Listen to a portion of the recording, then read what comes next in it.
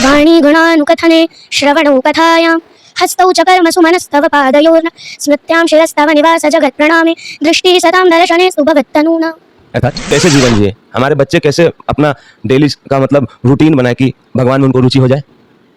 आपकी उम्र के पूरे भारतवर्ष के बच्चे हैं, वो थोड़ा तय नहीं कर पाते अपने उम्र के हिसाब से, और ना ही उनको मम्मी पापा उस तरीके से गाइड कर। स्कूल के मित्र लोग कैसे आपके साथ मतलब रहते हैं, उनको क्या कहेंगे जो दिन भर गेम खेलते रहते हैं और हवाला ये देते हैं कि मैं तो पढ़ता हूँ, मैं तो एग्जाम के टाइम में पढ़ूंगा, मैं तो पढ़ता हूँ तो मैं दूसरा कोई और काम क्यों करूँ, मैं तो खेलूंगा और पढ़ूंगा।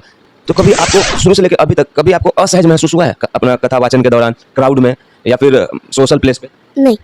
क्यों आपको असहज क्यों नहीं महसूस होता? बच्चों को ये हिम्मत मिलेगा सुन के, आपको असहज क्यों महसूस नहीं होता? भगवान की एक कृपा होती है जिससे कभी भी असहज महसूस नहीं होता। आप अपने बच्चों को ये इंटरव्यू पक्का दिखाएं, गार्जियन से मैं अनुरोध करता हूँ।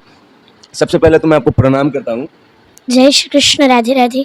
ये देश आपको क्या बुलाता है और मैं यहाँ पे आपके सामने बैठा हुआ हूँ, तो मैं आपको क्या बुलाऊं? लगभग लोग हमें दीदी कहते हैं। तो मैं भी आपको दीदी बुलाऊं? जी। जीवन के किस कालखंड में ये लगा दीदी कि आप भागवत के बहुत समीप हो, और क्या कोई परिवार के लोग, कुछ लोग या फिर कोई एक ऐसे शख्स हैं जिनके वजह से इसमें लीन होना हुआ? किन से प्रभावित हैं जीवन में? हम अपने पूज्य गुरुदेव से प्रभावित हैं और हमारे माता पिता से। माता पिता से। और अभी एक चीज बताइए, आपकी उम्र क्या है दीदी? 9 साल। 9 साल। और कौन से क्लास में है अभी आप? 4th में। स्कूल के बाकी बच्चे आपके साथ कैसा ट्रीट करते हैं? क्योंकि पंडाल में तो सब आपको साष्टांग और दंडवत करते हैं, तो स्कूल के मित्र लोग कैसे आपके साथ मतलब रहते हैं? फ्रेंड की तरह ही ट्रीट करते हैं। कभी ऐसा हुआ है कि स्कूल आप जा रहे हो कथा कहने के बाद और हाल ही के संस्करण कुछ बच्चों ने देखा हो और आपको कुछ अलग तरीके से मतलब उन्होंने बात किया हो? नहीं। आपके लिए एक स्कूल में एक नॉर्मल एटमॉस्फेयर है, कोई बड़ा इश्यू नहीं है, बड़ा बात नहीं है? नहीं, ऐसा कुछ भी नहीं। आपका इतना फेमस होना और कथा कहना क्या स्कूल के बाकी बच्चों को प्रभावित नहीं करता? वो ऐसे ही नॉर्मल ट्रीट करते हैं? जी। अच्छा, अभी तक आपने कितने जगहों पे भागवत कथा कही है? लगभग ये अंदाज लगाना मुश्किल है, लेकिन फिर भी ऑडियंस के लिए अगर बताना चाहें तो। लगभग 60 से 8वीं कथा शायद, अब इतना हम गिनते नहीं है, पर शायद 7 से 8 कथाएं हो चुकी हैं। आगामी कार्यक्रम कौन कौन से हैं? वो आप हमारे सेंटर पे कॉल करके पूछ लीजिएगा। मुझे एक बात बताइए, अभी जो आपकी उम्र के पूरे भारतवर्ष के बच्चे हैं, वो थोड़ा तय नहीं कर पाते अपने उम्र के हिसाब से, और ना ही उनको मम्मी पापा उस तरीके से गाइड कर पाते हैं। अपने हिंदुस्तान के अपनी उम्र को बच्चों को कैसे देखना चाहते हैं? क्या करना चाहिए उनको ऐसा जीवन जीने के लिए, इतना अनुशासित होने के लिए? कुछ समय भगवान का नाम लेना चाहिए। कुछ समय भगवान का नाम लेना चाहिए। बिल्कुल। और एक बात बताइए, जब आप पहली बार कथा कहने के लिए स्टेज पे चढ़ी थी, तो वो कौन सा जगह था, कौन सा जिला था, कौन सा कोई राज्य याद है?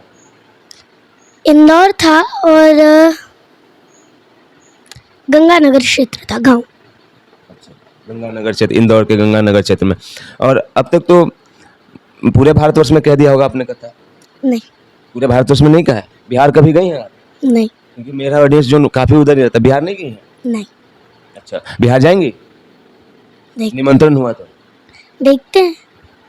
अच्छा, मुझे एक बात बताइए, आप जब ये कथा वथा में रुचि लेने लगी, बहुत ज़्यादा इंटरेस्ट आपको इसमें आने लगा, आप जानने की इच्छुक हुई और पढ़ने लगी, और जब जैसे जैसे प्रांगत होते गई, तो इस पूरे तत्वाधान में, पूरे कालांतर में कोई परिवार का ऐसा सदस्य जो लगे कि नहीं बेटा पढ़ाई पे फोकस करो, भागवत पढ़ के क्या होगा, किसी ने आपको रोकना चाहा? नहीं। किसी ने भी नहीं? नहीं। अगर कोई रोकता तो? मैं ऐसे ही पूछ रहा हूँ। कोई रोकेगा क्यों? जब आपका बच्चा कोई अच्छा काम कर रहा है, आपकी इच्छा है कि वो इस मार्ग पे आगे बढ़े, तो कोई क्यों रोकेगा भला? अच्छा, वैसे मैं इंटरव्यू के शुरू में ही पूछना चाहिए था मुझे, लेकिन मुझे एक बात बताइए, आप कुछ श्लोक सुनाइए ना, मतलब जैसे आप भागवत कहती हैं, कुछ गीता के कुछ श्लोक सुनाइए कि मतलब अच्छा लगे थोड़ा ऑडियंस को, कोई सा भी। वाणी गुणानुकथने श्रवणो कथायां हस्तौ च कर्मसु मनस्तव पादयोर्न स्मृत्यां शिरस्तव निवास जगत प्रणामे दृष्टि सतां दर्शनेस्तु भवत्तनूना। अर्थात वाणी हमें मिली है भगवान के गुण गाने के लिए, स्मृति हमें मिली है भगवान का स्मरण करने के लिए, चरण हमें मिले हैं भगवान की परिक्रमा करने के लिए, हाथ हमें मिले हैं भगवान की सेवा करने के लिए, मन हमें मिला है भगवान को याद करने के लिए, मस्तिष्क हमें मिला है भगवान के चरणों में झुका के रखने के लिए। क्या बात है। अच्छा, अगर कोई दूर से आपसे इन्फ्लुएंस होता है, अगर मगर वाली बात ही नहीं है, ये सब होना ही है और ये नेचुरल है और ह्यूमन एरर भी है, और कोई दूर से आएगा, आपका भक्त आ जाए, फैन कह लीजिए, और आपसे प्रभावित होकर बहुत दूर से आ जाता है कोई भी, तो आप कैसे ट्रीट करती हैं? मतलब मिलती हैं? जी अभी तक तो बहुत लोग आए होंगे भारतवर्ष के, मतलब विभिन्न हिस्सों से आ ही चुके होंगे लोग मिलने। जी बिल्कुल। वो क्या कहते हैं, क्या तमन्ना लेके आते हैं, क्या पूछते हैं आते हैं तो? रिपोर्टर की बात नहीं कर रहा हूँ, कोई और भी भक्तों में से, श्रोताओं में से और दर्शकों दीर्घा में से। उनकी जो भी अपनी, या तो मिलने के भाव से आते हैं या तो फिर कोई दुविधा होती है तो आते हैं। अच्छा, कभी स्टेज पे या फिर क्राउड में या फिर कभी भी आप जो अपना कर्म क्षेत्र में रहते हैं, तो कभी आपको शुरू से लेकर अभी तक कभी आपको असहज महसूस हुआ है अपना कथा वाचन के दौरान, क्राउड में या फिर सोशल प्लेस पे? नहीं। क्यों? आपको असहज क्यों नहीं महसूस होता? बच्चों को ये हिम्मत मिलेगा सुन के, आपको असहज क्यों महसूस नहीं होता?